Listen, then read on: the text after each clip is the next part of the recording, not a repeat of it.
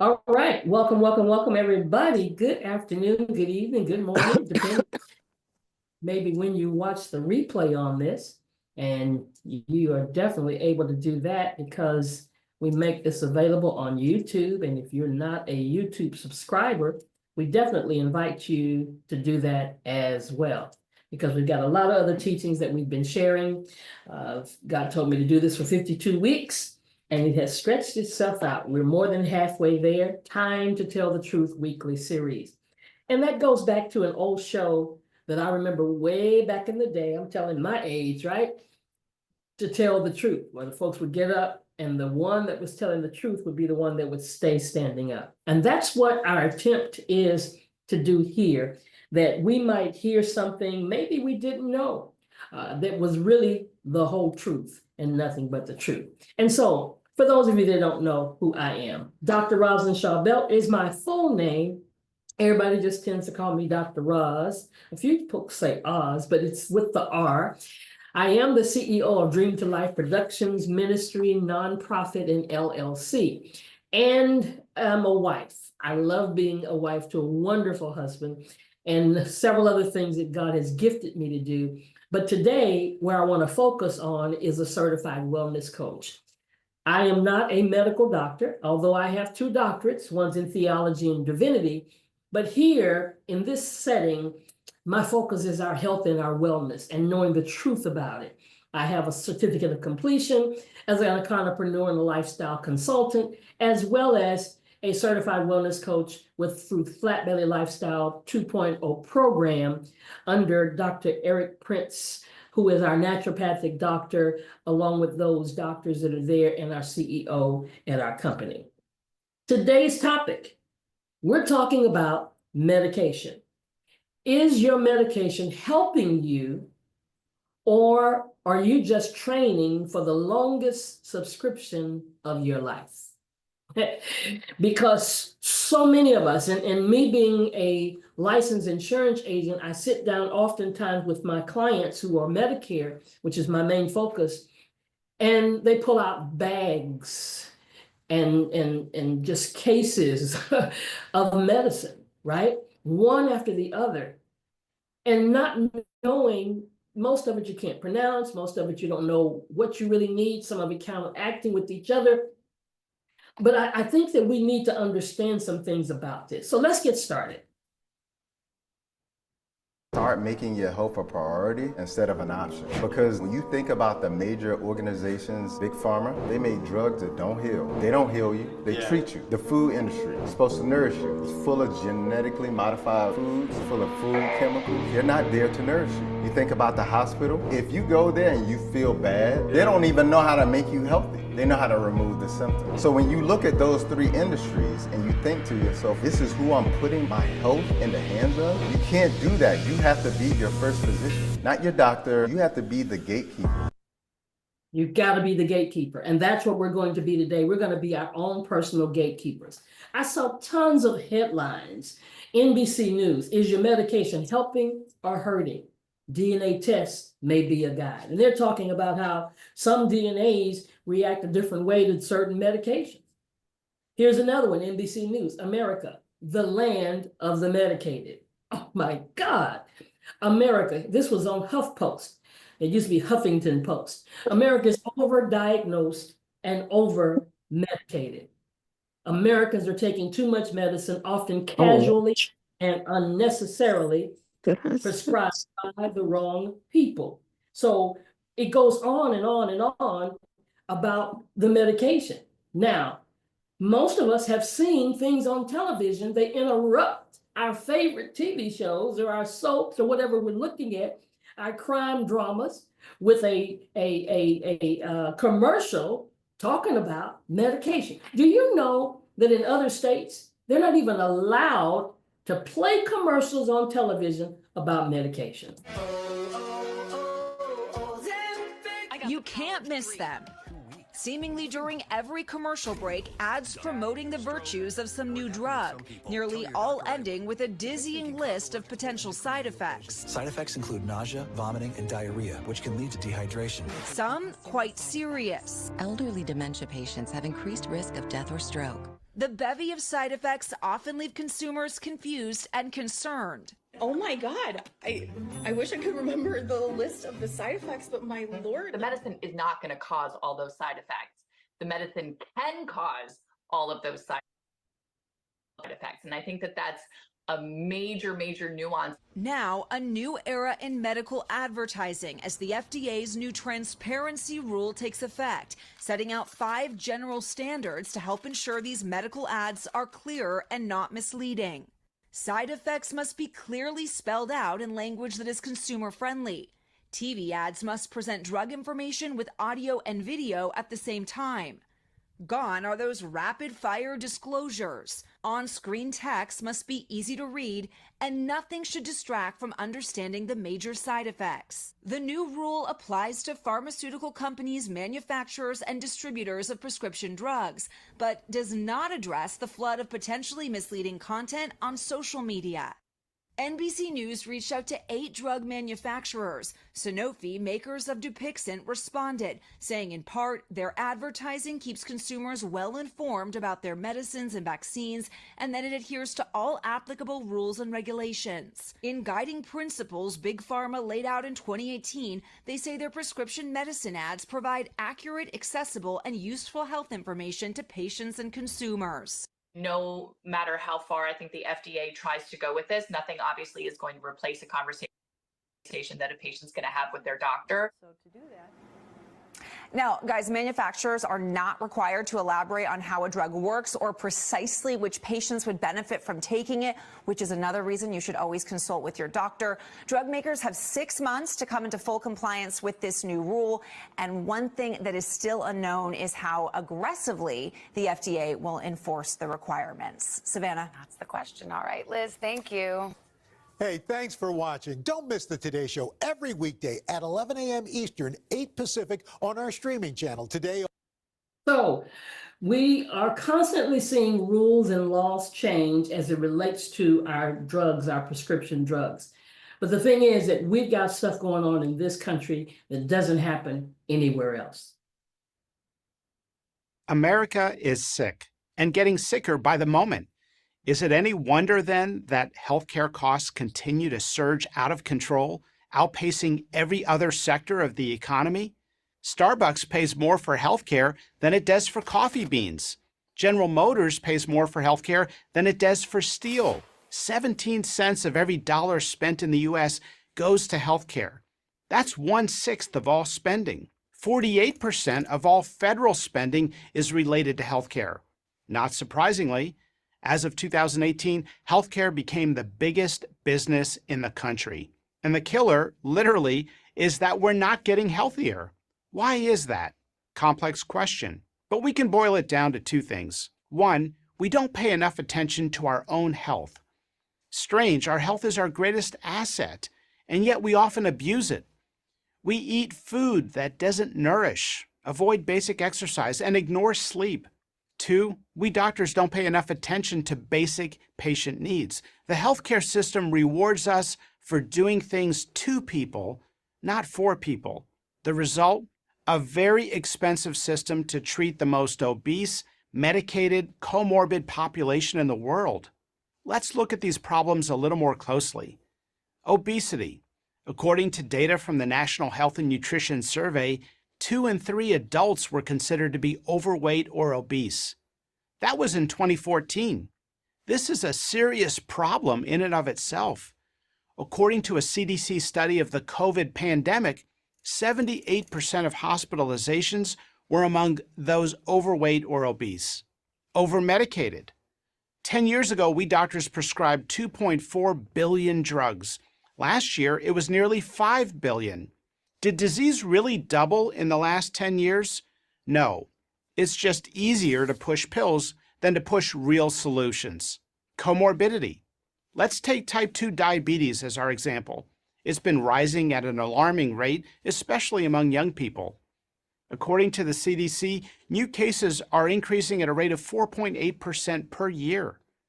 This disease can lead to harmful and expensive complications like heart attacks, kidney dialysis, and even amputations.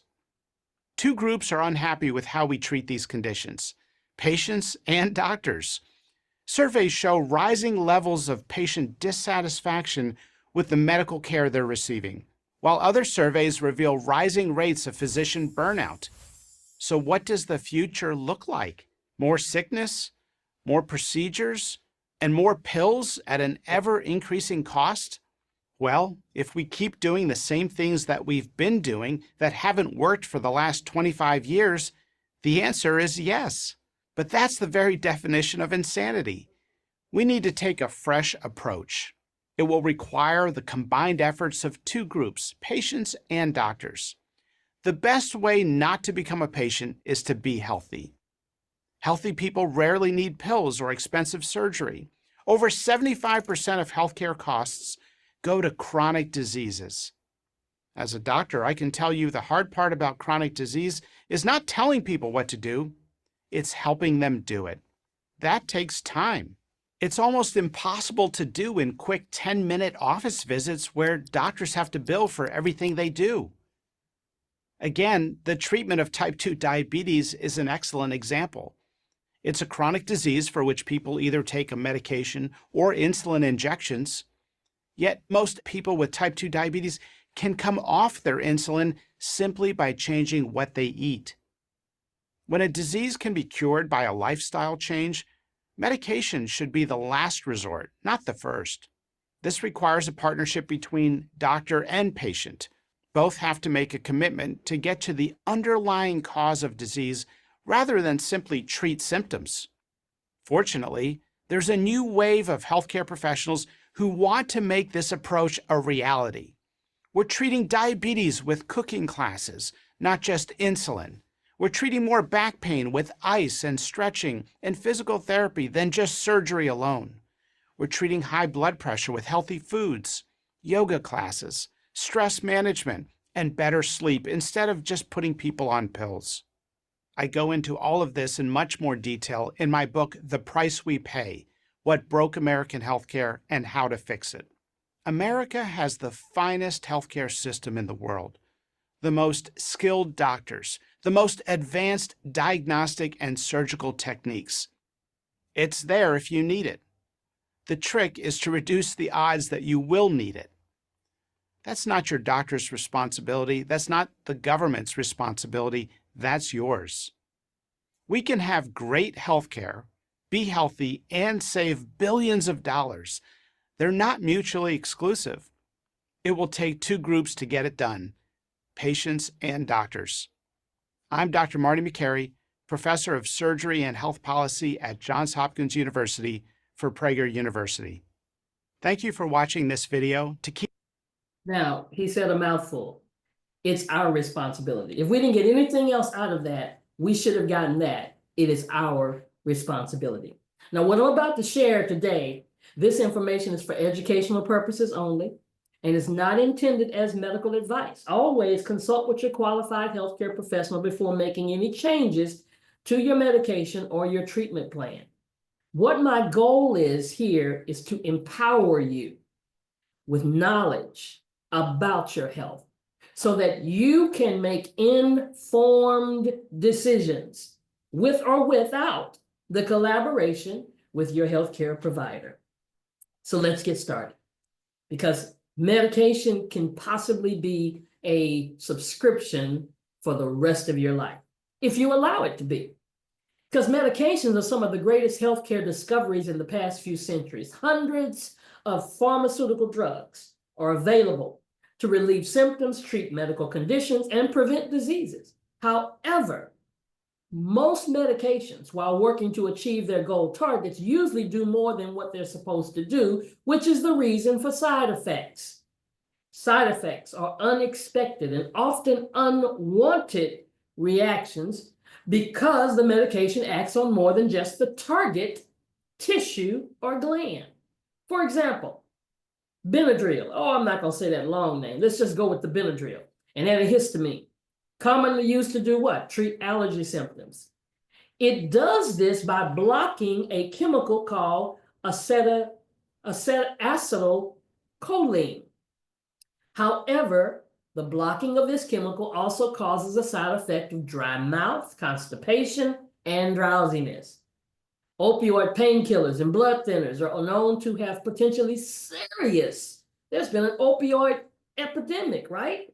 However, keep in mind that many over-the-counter and commonly prescribed medications can have dangerous side effects as well. If you use these drugs, it's important to know the risks and take steps to prevent them. You can't miss them.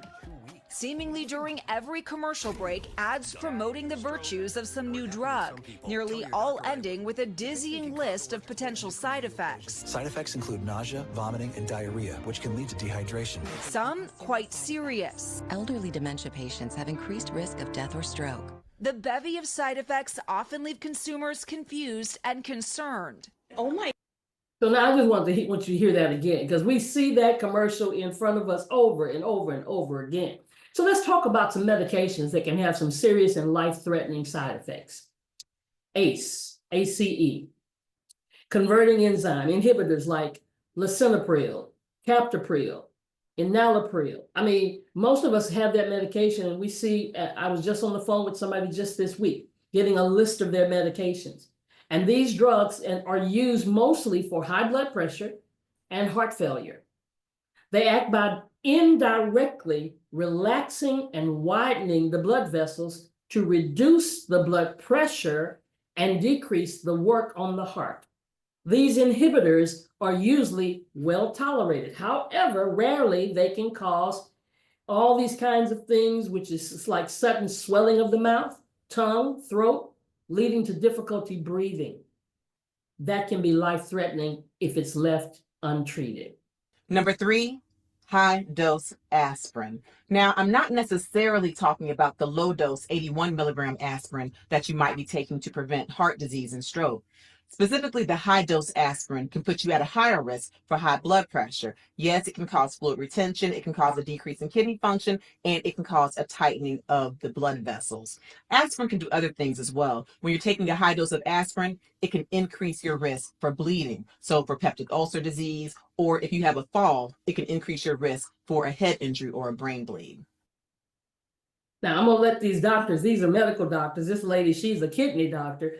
I can't wait to get into what she's gonna teach us next week regarding the kidneys. So definitely come back next week to hear what we're gonna talk about kidney disease and how potentially you can really reverse and, just improve those that are on dialysis, even when they say you can't.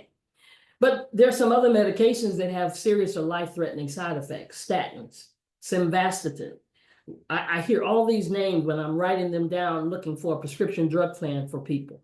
They're prescribed to help lower your levels of bad cholesterol and triglycerides that are in the blood. In about 1 out of 10 patients, these drugs can cause muscle pain, which is occasionally severe enough to discontinue treatment. Very rarely, statins can cause a life-threatening side effect called rhabdomyolysis, causing the breakdown of muscle tissue that can result in liver damage, kidney failure, and death. You may never experience it, but at least guess what? You ought to know. What about painkillers? Nobody likes pain. We're quickly grabbing hold of something that's going to remove us from having pain because it can be so terrible that you just don't want to even function.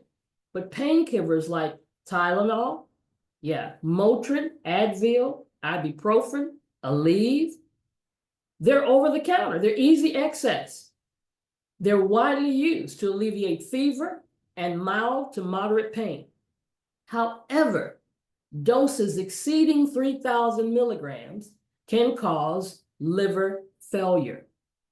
Now, we're not talking about you just had some pain and you popped in one, but if you're doing it on a regular basis, then that's something that you need to take note of. Because then you can move to the point where it can even cause bleeding in the stomach, the gastro ulcers, kidney damage, high blood pressure, and increase the risk of a heart attack or a stroke. Number 2, naproxen. An example of naproxen is Aleve. And we know that that's a very strong pain medication as well. A lot of people take it for headaches, for menstrual pain, for, having different types of arthritic pains or sports injuries. Very, very popular. And in some people, they do just fine. But just like ibuprofen, naproxen also has the potential to raise high blood pressure because it too can make you retain fluid, can cause the kidney function or the GFR to decrease, and it can cause vasoconstriction. So yes, naproxen can also raise blood pressure in some people. Now, the beauty of this, guys, is she's a kidney doctor sharing that information. She also often tells that she actually prescribes these medications for people, but she makes sure they understand that they have clarity. Now we talk about metformin. That's such a popular medication for those who are diabetics. It's because they help to reduce the amount of glucose in the blood. Common side effect for metformin includes diarrhea, stomach upset, which usually goes away with continued treatment. However, lactic acidosis is a rare side effect of metformin. And this is a buildup of lactic acid in the blood that can lead to severe hypotension, a dangerous drop in blood pressure, and hypothermia, which is low body temperature. You know, people often say, well, this thing is not really doing that much damage to me right now, but it's in the long run. And then what if you're taking not one of these, but you're taking this one and you're taking that one? See, that's the kind of stuff I see when I sit down with my clients. They're not just taking metformin. They're taking the metformin for this and they're taking the other for high blood pressure. Matter of fact, most of the time they're taking 3 different medications for one thing. Number 4, COX-2 inhibitors. An example of a COX-2 inhibitor is Celebrex. And oh my gosh, these COX-2 inhibitors are so wonderful as far as anti-inflammatory properties. Yes, if you have arthritis or a sports injury and you've ever had a COX-2 inhibitor, it really does work well. But yes, it can increase your risk for high blood pressure. Same mechanism or similar mechanism. It can cause water retention, can cause the blood vessels to tighten. It can cause to a heightened blood pressure. Now remember, if you're taking these medications, it does not mean that you have to automatically stop and it's going to ruin your life and ruin your blood pressure. But if you already have high blood pressure or difficult to control blood pressure, consult with your doctor and you may need to find an alternative because yes, these medications, these NSAIDs, aspirin, COX-2 inhibitors definitely can elevate your blood pressure. Also, and I've done this firsthand as a kidney doctor, as a nephrologist, I've had patients who've taken these medicines and not only have they had elevated blood pressure, but they've also had kidney failure and I've had to dialyze them. Yes, NSAID nephropathy, okay? Nephropathy or kidney disease from medications like Aleve, ibuprofen, when taken in patients who already have vulnerable kidneys, yes, it can lead to kidney failure. So again, don't run, don't panic, don't throw away the medications, but it's definitely worth the conversation because these meds can cause high blood pressure. It's definitely worth the conversation. What types of medications can have serious and life-threatening side effects? Antibiotics, levofloxacin. These belong to a whole drug class. These medicines are frequently used to treat urinary tract infections and bronchitis. However, they are now less commonly prescribed due to a risk of severe irreversible tendon injuries. In addition to peripheral neuropathy, numbness and tingling and ruptures or tears of the aorta, the body's largest blood vessel. See, that's the problem I have with most of the drugs. At some point, they'll find out that something is affected by it, and then all of a sudden they'll take it off the market. But how many people have to get sick?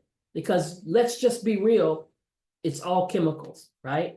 Number 5, decongestants like pseudoephedrine or Sudafed. Yes, yes. When you take pseudoephedrine, it can definitely help to relieve nasal congestion because it narrows the blood vessels in your nose or in your nasal passages. And by narrowing these blood vessels, that helps you with being congested. Okay, that's why you take it. The issue is that in addition to narrowing the nasal blood vessels, it can also narrow blood vessels in the rest of your body, and this can lead to high blood pressure. That's why we work very hard here at our company to provide something natural. We've got natural nasal sprays that help. Number 6, corticosteroids. Now, this is a big one. I'm talking about prednisone and other oral steroids. Yes, we know these medications can be great if you're having an allergic reaction, if you're having a lupus flare or some other autoimmune flare, if you're having a gout attack. Yes, you may have taken prednisone or other corticosteroids. they can lead to high blood pressure. And I witness this in my practice every single week. What happens is that the corticosteroids cause you to retain sodium or salt. This also leads to fluid retention, which can increase the pressure in your blood vessels, causing high blood pressure. So make sure that if you already have high blood pressure, you're monitoring it very closely if your doctor prescribes steroids or corticosteroids. Also, even if you don't have high blood pressure, keep an eye on your blood pressure to make sure that it does not get high on these corticosteroids. In addition to causing high blood pressure, corticosteroids can have other side effects as well. They can cause you to have an increased blood sugar, so watch out for my diabetics and pre-diabetics. They can also cause you to gain weight. They can cause you to have increased weight in your face or have what they call a moon facies. They can cause you to have increased weight in your back, in your upper back, increased abdominal obesity. They can cause you to have easy bruising, stretch marks, things of this nature. So I definitely do prescribe corticosteroids. They have their place, and I find them to be very necessary in my practice, but it is important to understand that corticosteroids have side effects, one of which is raising your blood pressure. Thank you, Dr. Frida. Thank you for being real, sharing, being very open, because reporting adverse effects to the Food and Drug Administration, we understand that medicines are tested extensively before they enter the market. However, sometimes the side effect of a new drug does not become apparent until a large number of people have used it in the real world. That's where I'm living, in the real world. United States Food and Drug Administration runs a program called MedWatch. And that's where people call in if they're experiencing side effects. Well, it takes a whole lot of folk to call in before that drug gets removed from the market. Prescription drug use has reached historic highs in the United States, a trend linked to increases in medicalization, institutional factors relating to the healthcare and pharmaceutical industries, and population aging and growing burdens of chronic disease. It's reached levels as high as 6.3 billion, that's with a B, prescriptions, approximately 19 prescriptions for every American. I told you, I see people pull out bags of prescription drugs. Prescription drugs have become accepted as an integral part of life. Just under half, 45.8% of all Americans, 85% of older adults aged 60 and above that were interviewed in 2015 to 2016 indicated having taken prescription drugs in the previous month. Although prescription drugs have contributed to tremendous improvements in health and life expectancy, they are not all equally beneficial or safe. As use has increased, concerns about overutilization, increasing costs, and the potential for negative health impacts have grown. Pharmaceutical companies contributed to increased prescribing through physician payments, sponsorship of medical conferences and educational seminars, and direct-to-consumer advertising. That's those commercials. People are taking more drugs for longer durations. The earliest drugs, antibiotics, were typically taken for short periods just to treat acute infections. But with the rise of chronic diseases, people began to take drugs for extended periods, often from initial diagnosis throughout the remainder of their lifetimes. Although transitioning people off prescription drugs is not really a part of the routine, when you go to the doctor, they're not usually trying to talk to you about how we can transition you off of that drug. A patient-centered approach to reduce or stop, that's where we are now. As people, as taking control of our own lives. De-prescribing, that's what we got to do. De-prescribe, to aim older adults and decrease the use of drugs that are unnecessary, that cause adverse effects, or have potential harm outweighing the expected benefits. Evidence indicates that de-prescribing interventions have successfully reduced inappropriate medication usage. That's what we're talking about. The inappropriate. We've got, you can just search on the internet and you'll see things that say more than half of doctors receive industry payments, with some making millions. A recent study finds that 57% of physicians received a payment from pharmaceutical or medical device companies over the past 10 years. Okay, so it's hugely important to know and understand. This started in the early 1900s with Rockefeller. Rockefeller created this whole new idea of taking over the medical industry. And he started by creating a report. And the report was called the Flexner Report. He had this guy, last name Flexner, go all through the United States visiting all the medical schools. He did a report telling what medical schools were good, what medical schools were bad. There was only one that he came back pretty much and said was decent, and that was Johns Hopkins. Every other one, he's pretty much wrote a bad report on. And after this report, he started what is called the GEB, or the General Education Board, and started flooding money into it and told schools the only way you can get this money, millions of dollars, the only way you can get this money is if you go by these new standards. And one of those new standards was the only approved therapy is a pharmaceutical drug. It has to be patented. And guess what? You can't patent nature. The reason why you can't patent nature is because it's nature. All right? You can patent anything that is synthetic, and that's what drugs are. All right? So it essentially created a war on drugs. All right? And all of the schools that essentially said, okay, I'll follow what you want us to do, that's what they started doing. Only using drugs, only using, surgeries, only using patented therapies. And they essentially outlaw anything that was natural. That included not only plant medicine, but things like chiropractic work, things like energy work. All of these natural modalities that have been people primarily use up until that time. So the schools essentially said, okay, well, to get your money, we'll go. And guess what? Schools are still doing the same thing today. Schools are still doing the same thing today. Listen, industry payments are widespread, but also vary considerably. The median payment for doctors was $48, but some doctors were paid in the millions. For example, the average amount paid to the top 0.1% of orthopedic surgeons was over $4.8 million. The largest payments were associated with Xarelto and Eliquis. How many of you seen that advertised on television? Those are two popular blood thinners. Listen, it's a racket, and they are making us a part of it when sometimes it's not even necessary. Well over 125,000 Americans die from drug reactions and mistakes each year. You become your own advocate, guys. That could make pharmaceuticals the fourth leading natural cause of death after heart disease, cancer, and stroke. And then during COVID became the third leading cause. But the pharmaceutical industry served up more than $250 billion worth of sales last year. The vast majority in prescriptions, according to the industry consultants, that roughly equals sales at all the country's gasoline stations put together, or an $850 pharmaceutical fill-up for every American. Which means that they make a drug that does something to the blood sugar.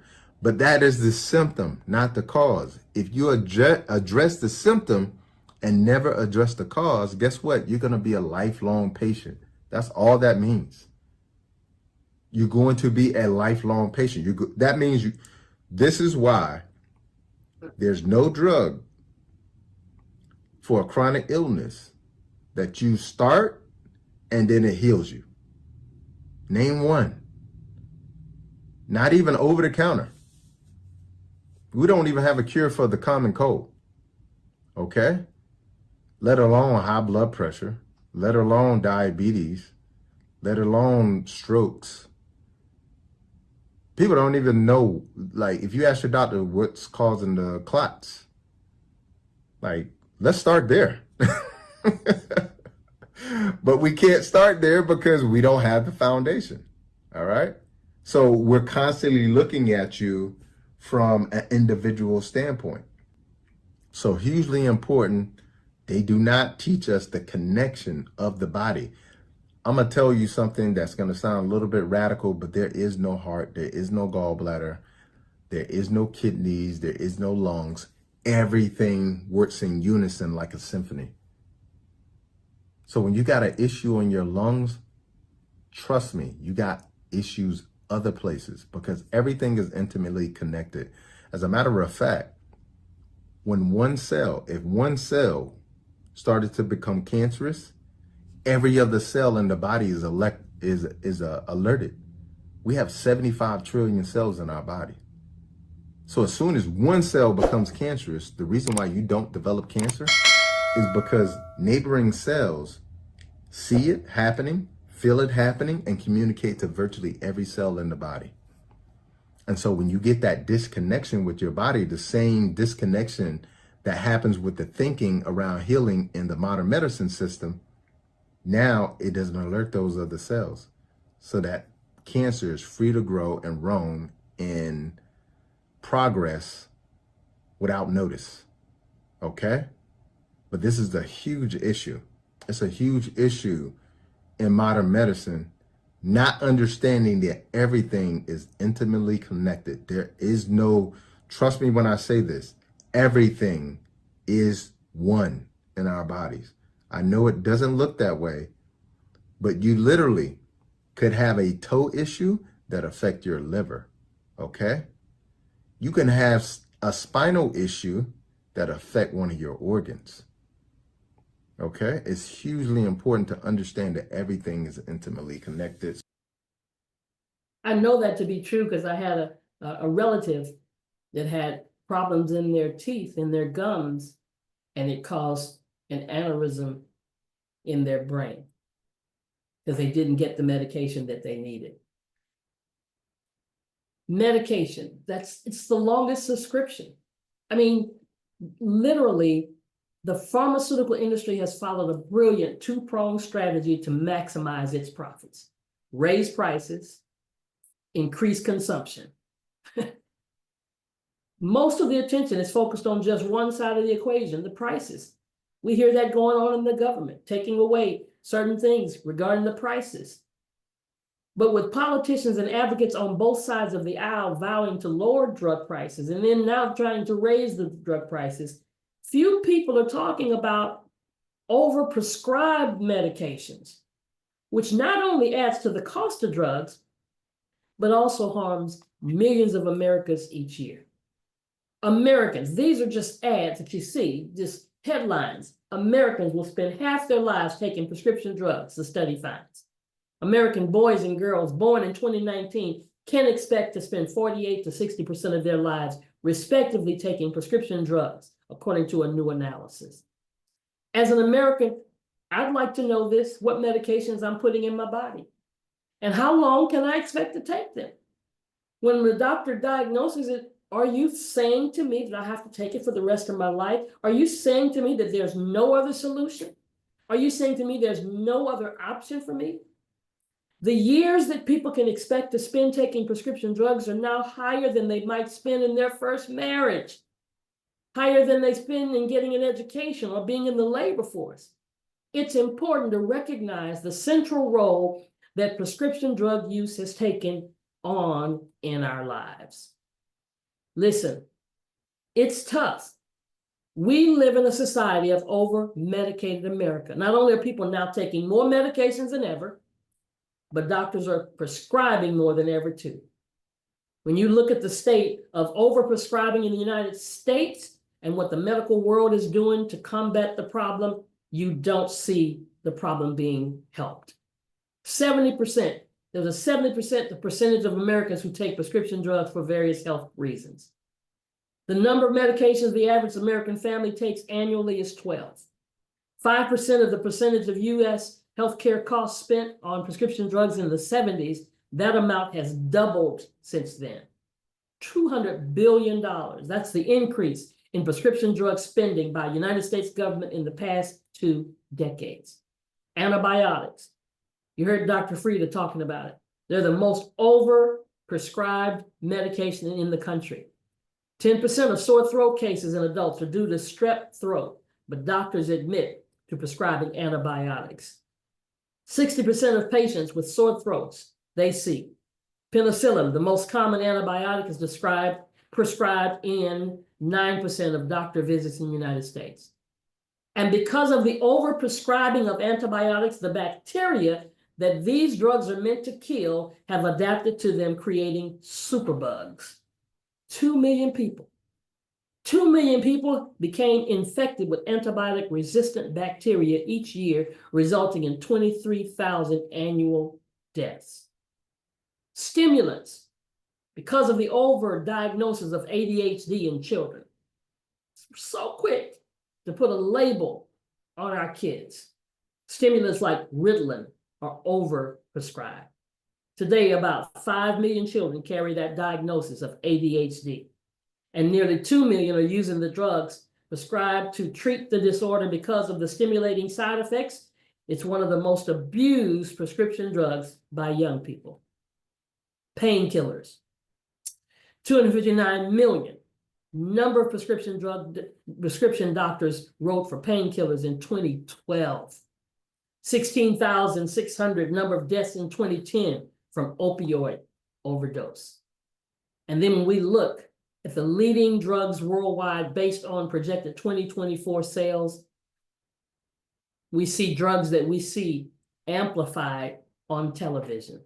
Keytruda, Ozempic, Dupixent, Eliquis.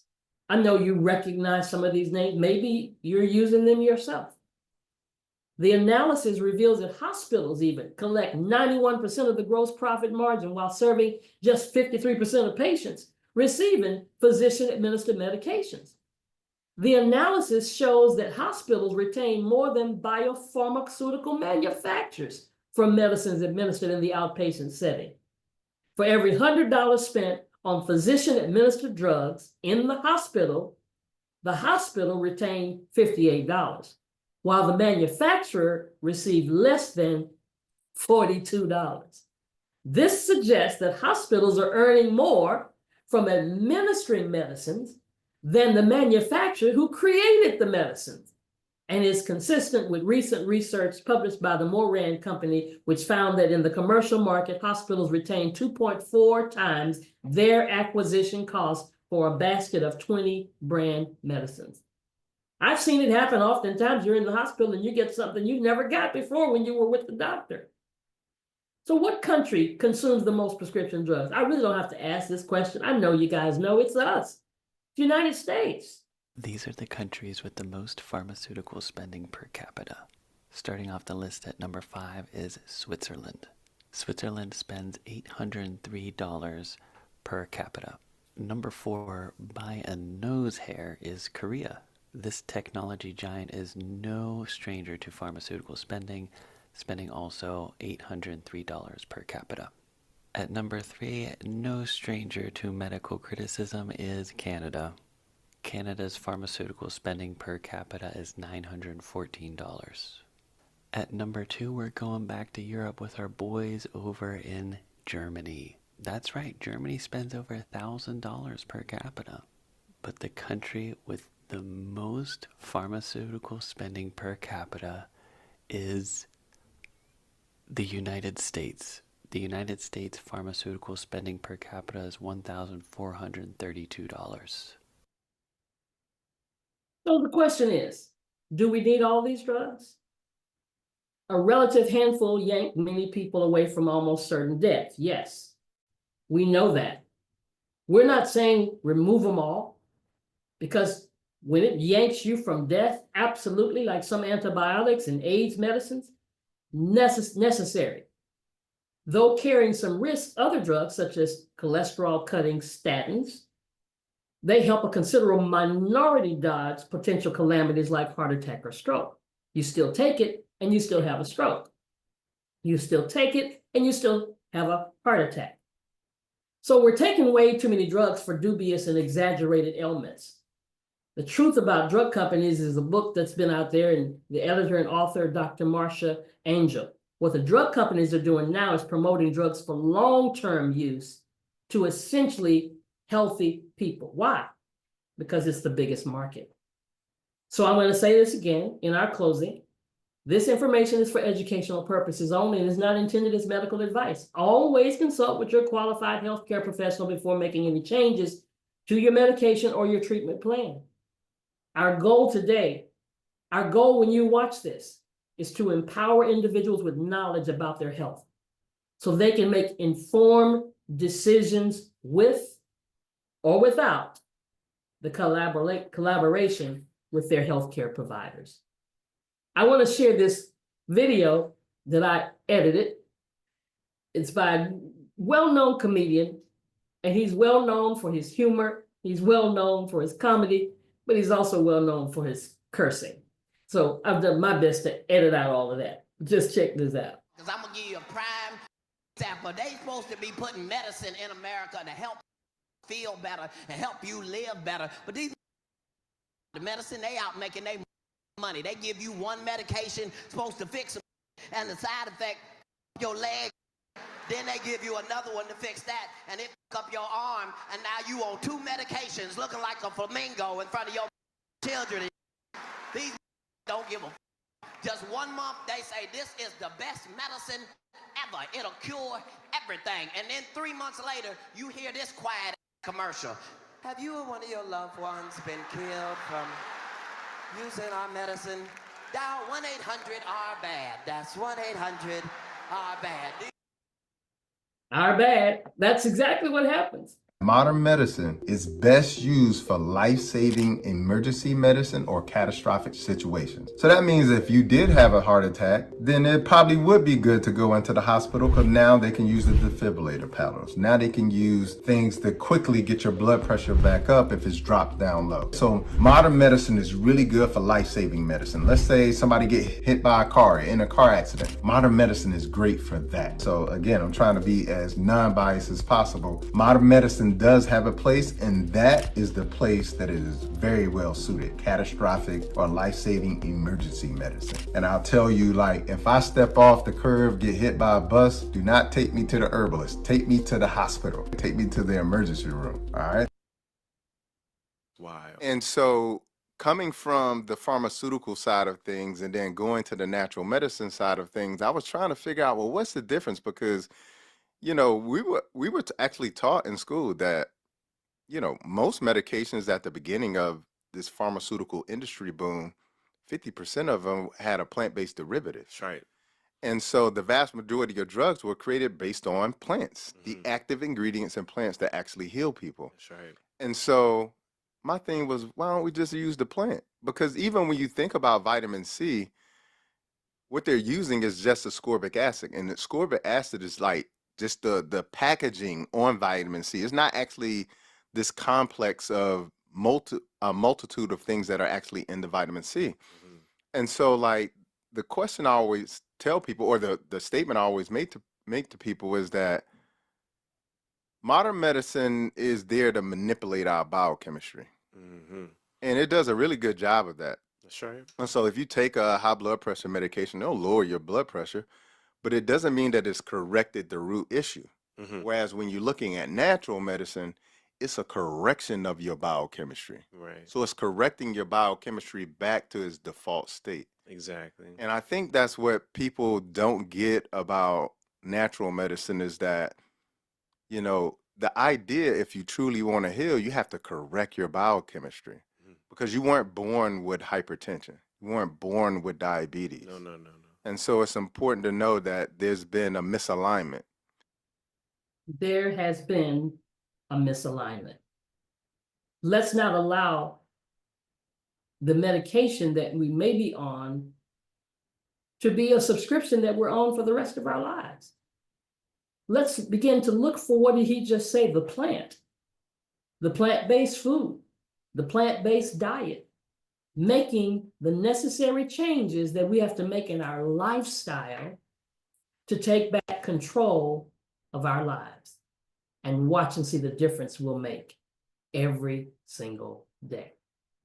Join us next Saturday, same time, same place. And listen, share this with everybody. Please share. Hit like, hit share, and watch whose life you may change.